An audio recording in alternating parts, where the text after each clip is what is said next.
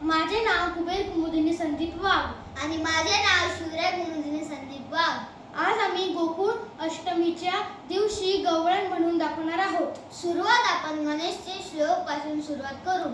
वक्रतुंड महाकाय सूर्यकोटि समप्रभ निर्विघ्नं कुरु मे देव सर्वकार्येषु सर्वदा.